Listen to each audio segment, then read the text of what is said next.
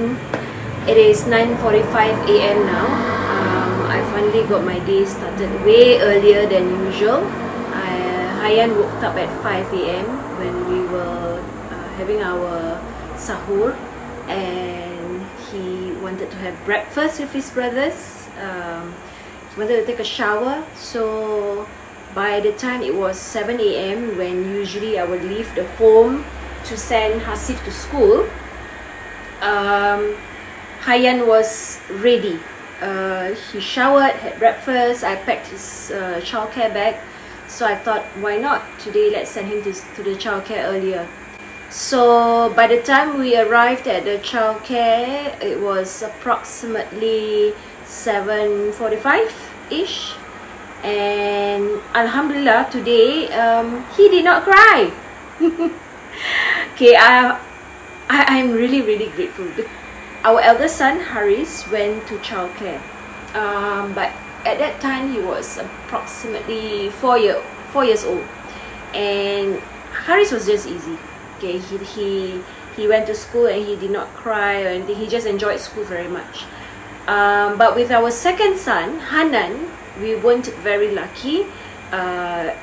He cried every day, roughly for about 3 to 4 hours every day for close to 6 months.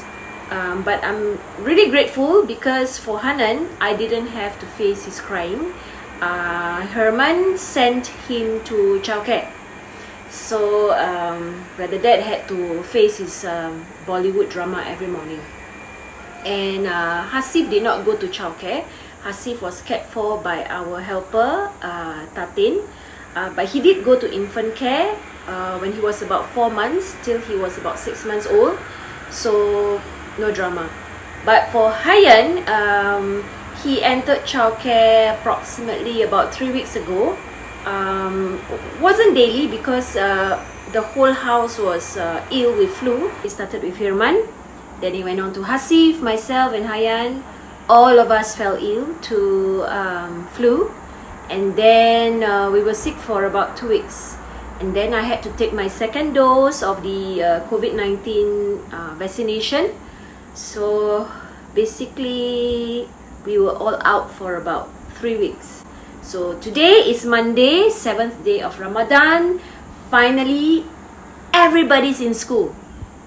Everybody, including Haris. My eldest, Haris, he's 17. He started his polytechnic today. So it's an exciting time for him.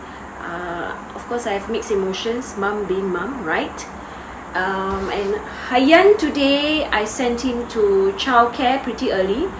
We were out and about by 7 a.m. because I try to make it a habit to send Hasif to school, because otherwise I won't get any exercise done.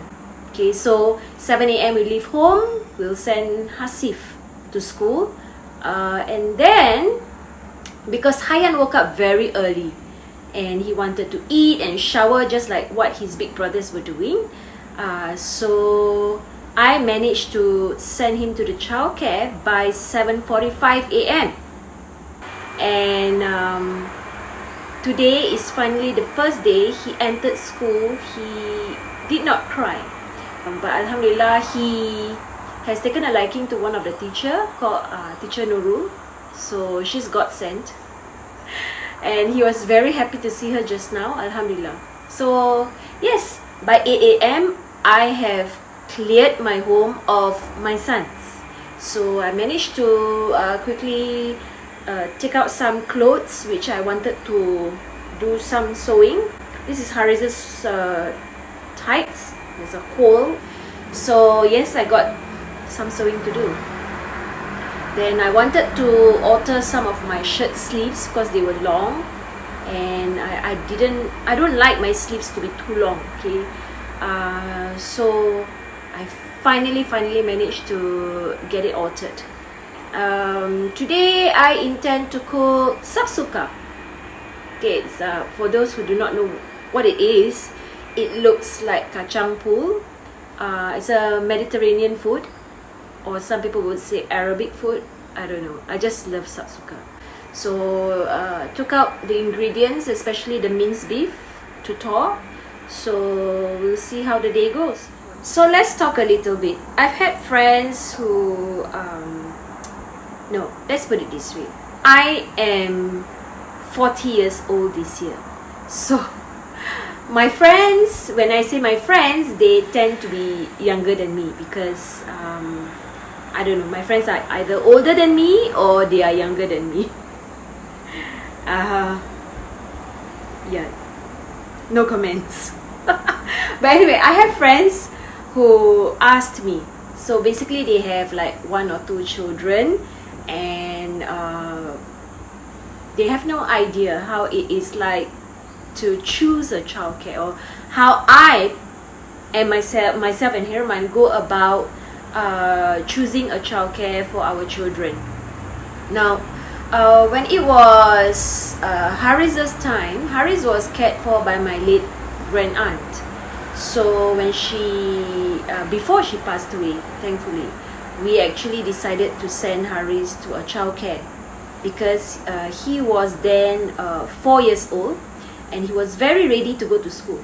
Okay, and because he's the oldest child, he got a little lonely, and so we felt, yeah, it's time to send him to school. So we chose to send Haris to Learning Vision. There was a branch over at MOE headquarters, Ministry of Education headquarters. Back then, Herman, my husband Herman, he was working in HQ. So it was convenient for him to just like drop by and take a look at Haris during lunchtime, you know. And because Haris is our eldest son, we were both clueless. We didn't quite know. I mean, basically, we're still figuring out the dynamics of the family, you know. We were inexperienced. We had no one to ask. We didn't have friends who were older and could advise us. So it was a lot of trial and error. Okay. One benefit of having Haris close to Herman, when there's an instance where, let's say, he fell ill, okay, teachers will call, and it's very convenient for Herman to just drop by and decide if he, you know, needs to bring Haris home, or he could even bring Haris over to his office for a few hours and then bring him home. The downside was he had to travel with Haris. At that point of time, Herman wasn't driving. Yeah, he wasn't driving. And so he had to take the train for about 45 minutes to travel to Buona Vista. So it was a little inconvenient because for parents who have children going to childcare, you know, every Monday you have to bring their sleeping bag. And at that point of time, for Learning Vision, they didn't allow us to leave anything behind except for the sleeping bag. Meaning, if your child wears a diaper or your child needs formula, still drinking formula, there's no such thing as leaving the diaper or the formula in the center. So every day you have to pack that bag and lug it along. Okay. So poor Herman, he had his working bag, he had Haris's daily bag, and on Mondays he has Haris's sleeping bag. And our dear Haris isn't somebody who likes to walk, so there are days where he has to carry his son as well. And thank goodness, Herman was very young at that point of time. He was roughly 26, 27 years old, still very fit. So he is still very fit, Alhamdulillah. So he could carry the bags and his son, take the train, sit in there for 45 minutes, travel all the way to Buona Vista. And then same goes for Hanan. Hanan went to the same childcare. Now for Hayan, our fourth, we have gone through parenthood for 17 years, right? So based on experience, we both felt like it is a better option to send Hayan to a childcare nearer to home. Okay, why nearer to home?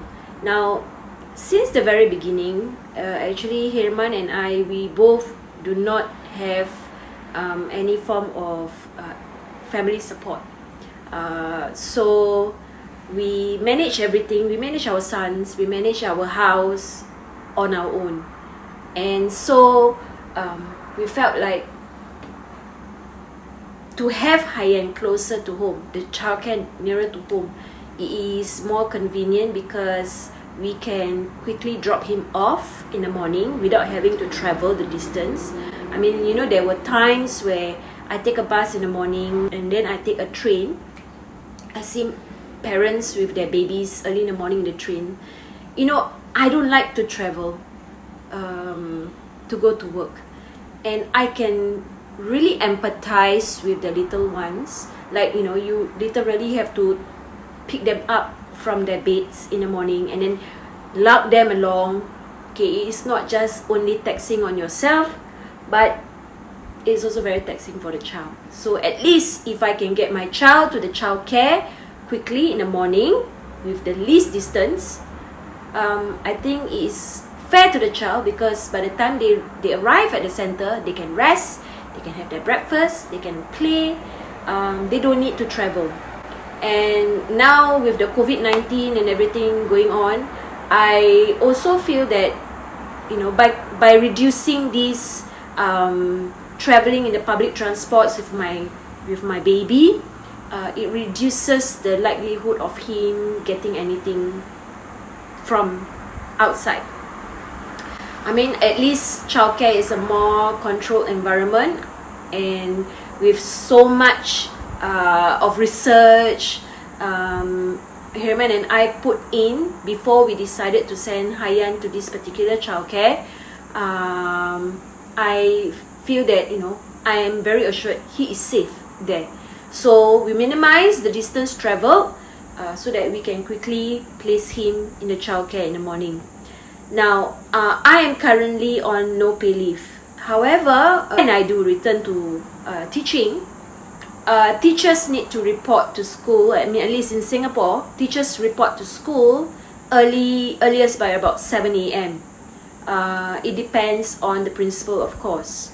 So if I have to be in school latest by 7:20, the childcare center opens only at 7 a.m.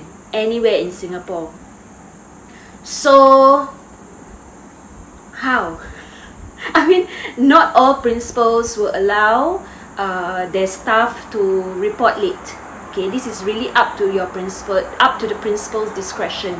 So Herman and I felt that, you know, it's better to have Hayan in a childcare closer to home. So, you know, like I said earlier, we can quickly drop him off at the childcare center and then go to work with a peace of mind.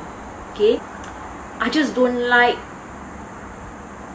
things to be disorganized. You know, I'm maybe it's occupational hazard, but I was also raised that way by my grand aunt. You need to settle things that can be settled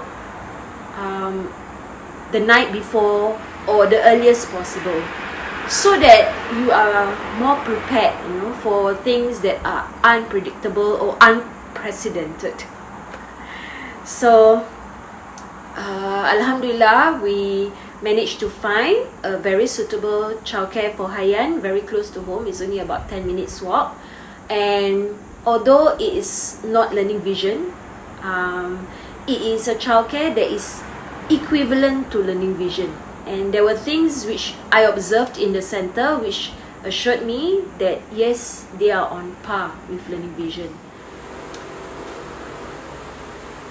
Yes, as I was saying just now, to parents, to mom and dads out there who are very anxious about their babies going to childcare,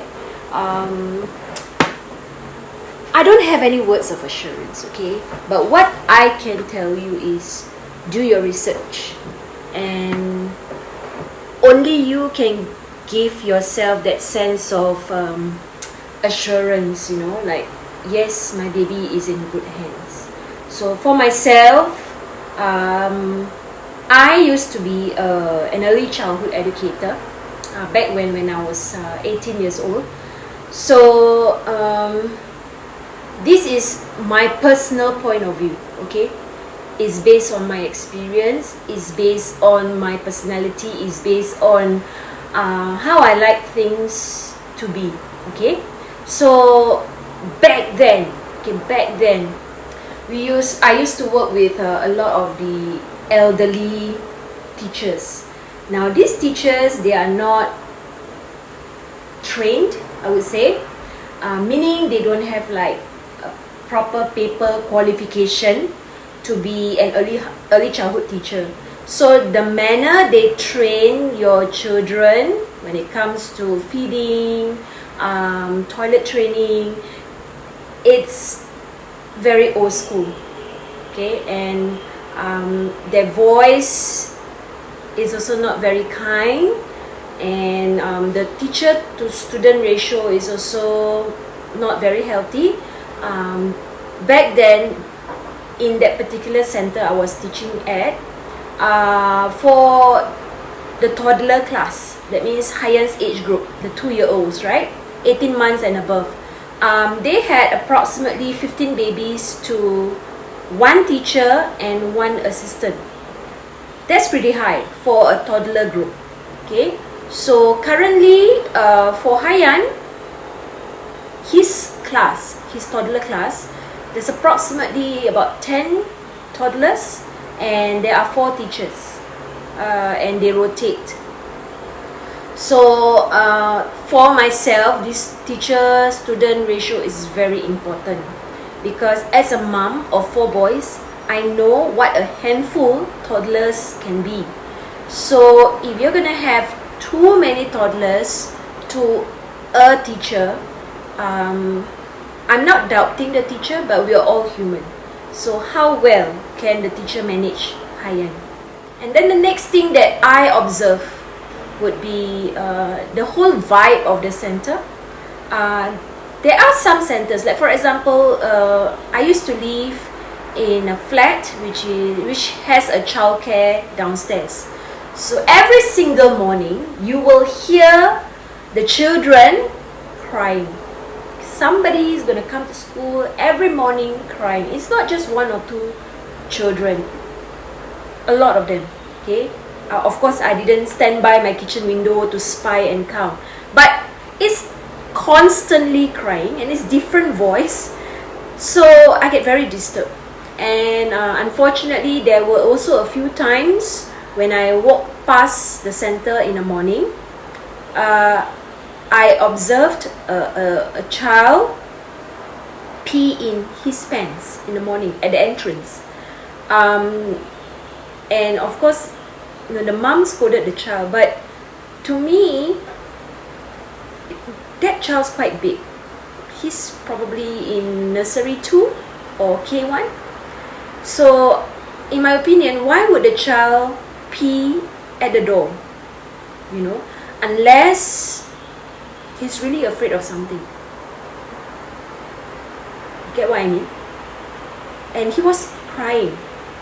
So again, I said, this is based on my motherly instincts, okay? Of course, when Hayan entered the childcare center he is at now, he cried. That's normal, right? He's a baby. Unfamiliar surrounding, unfamiliar faces. But today, he entered school with no tears.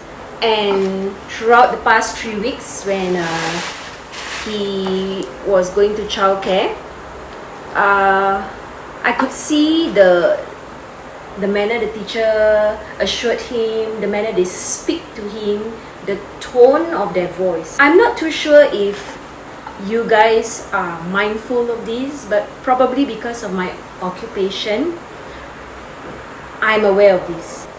It is important to mind your tone when you speak to the children, especially when you are an educator. Okay, mind your tone, because it can either assure the child or it can actually break the child. When I say break the child, break them emotionally, mentally, spiritually even.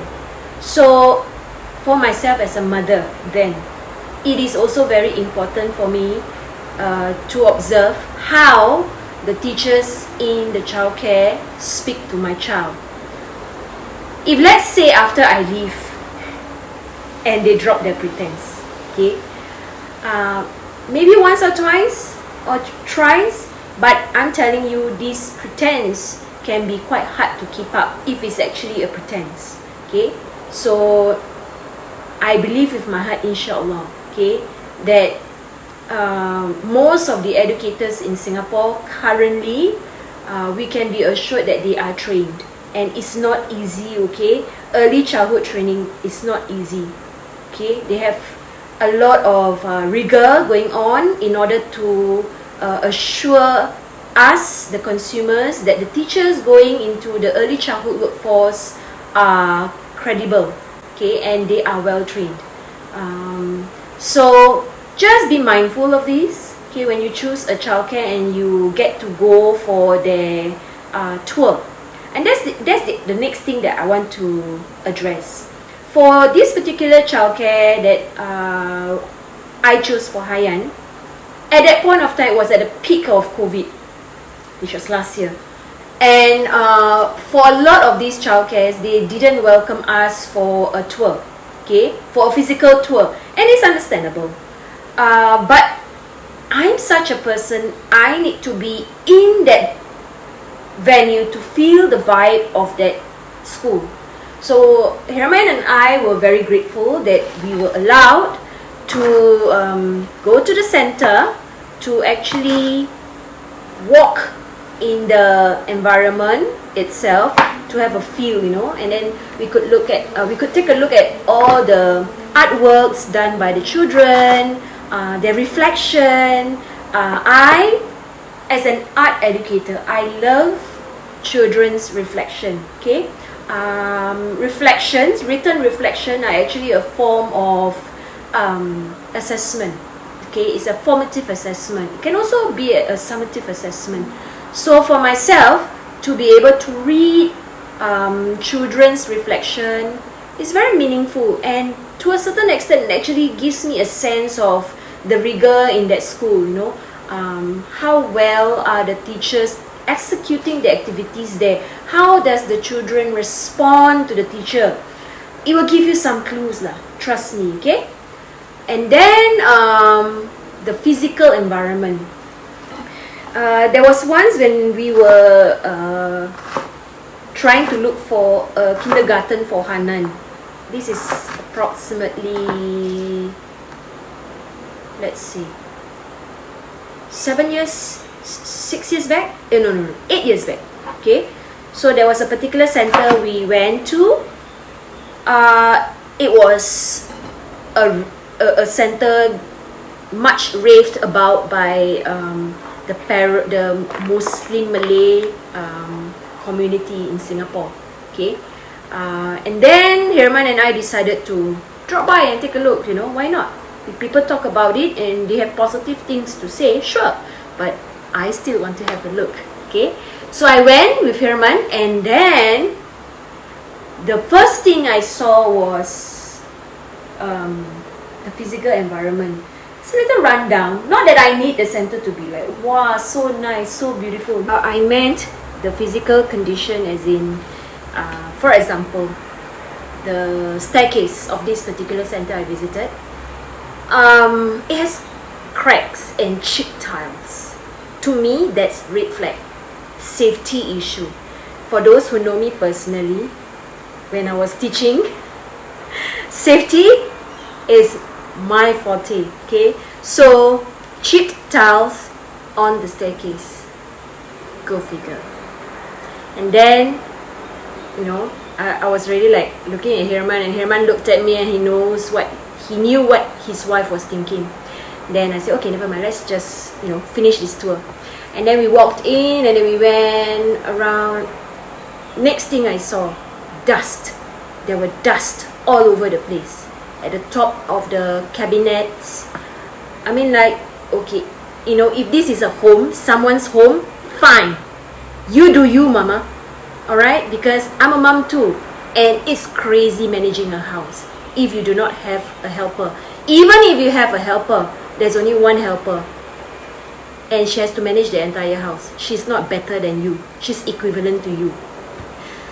But this is a childcare center and they have helpers. So I was wondering, why is there such a huge amount of dust on the cabinets? Okay. And then comes the display. The display, they use color papers, but the color papers have lost its brilliant colors. So I wonder, when was the last time these teachers actually changed the display? It's very disturbing. It's a school, right? And then we went on to the whiteboard. It's dirty. Okay? Not from daily use. It's from not being cleaned for at least a month. And for me personally, that's a no-no. Alright? Because again, this is a school. And then we went in, we walked around. I see teachers' belongings on the table, on the floor, teacher's bag, teacher's water bottle, within children's grabs.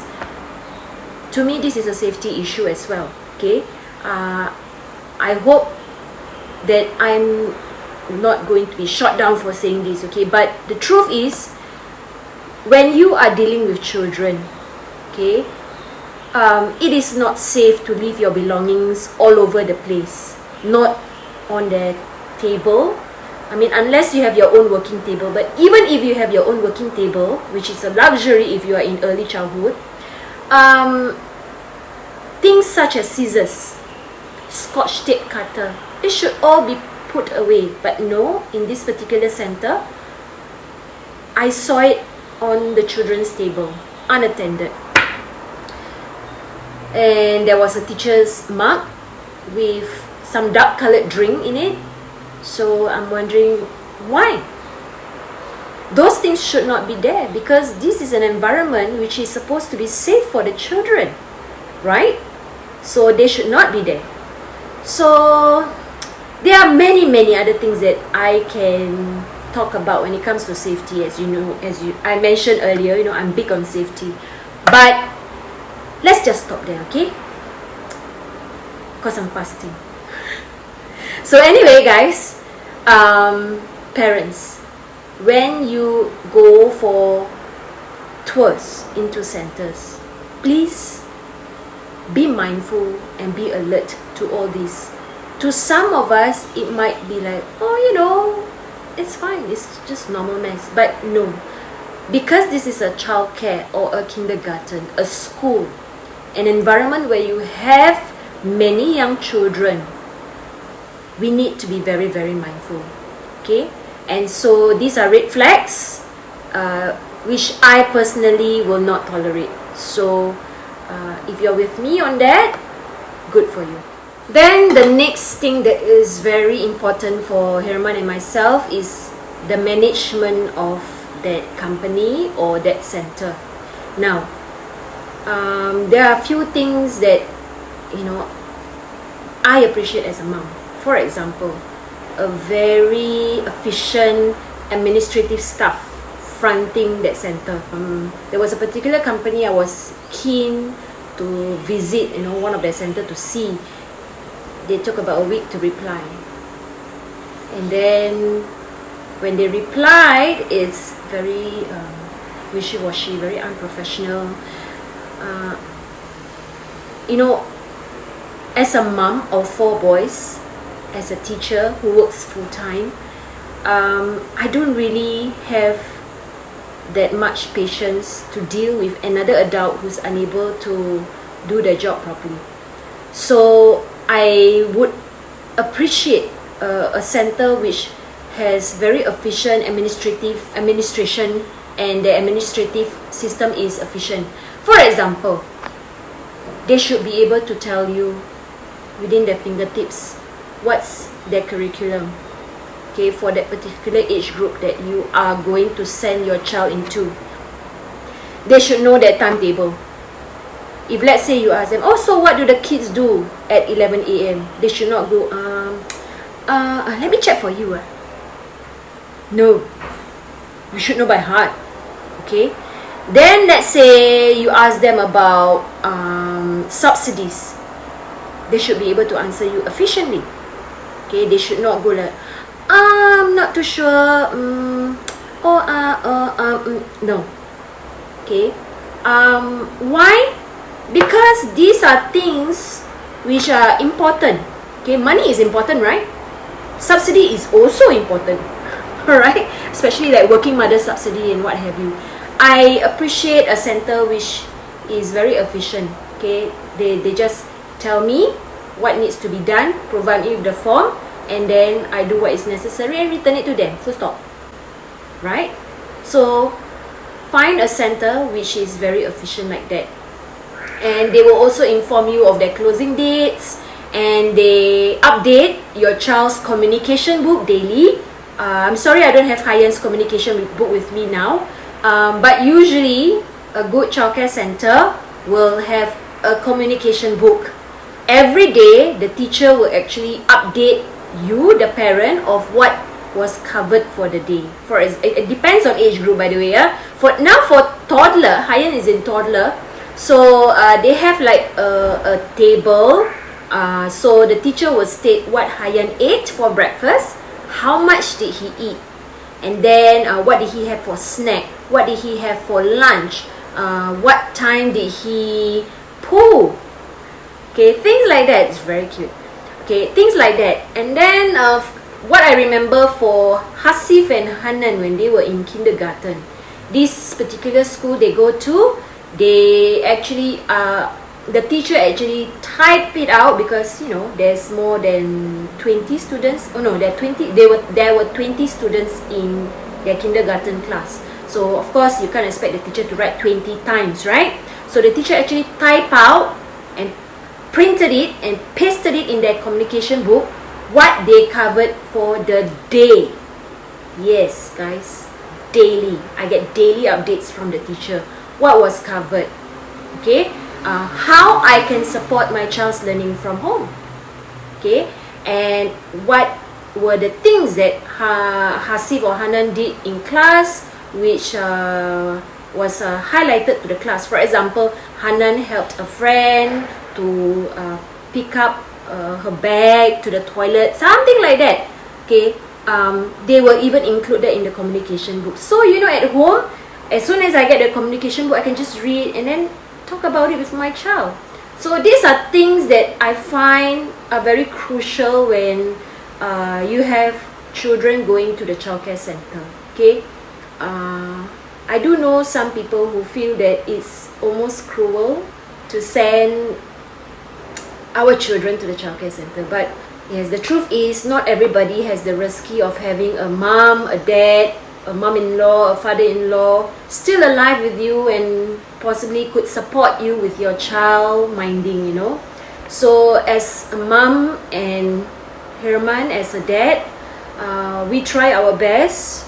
We ensure the things are in order, safety is in order, quality is in order, and we just surrender the rest to Allah subhanahu wa ta'ala, because it is tough being a parent in Singapore, especially, and especially when you don't have extended family to rely on.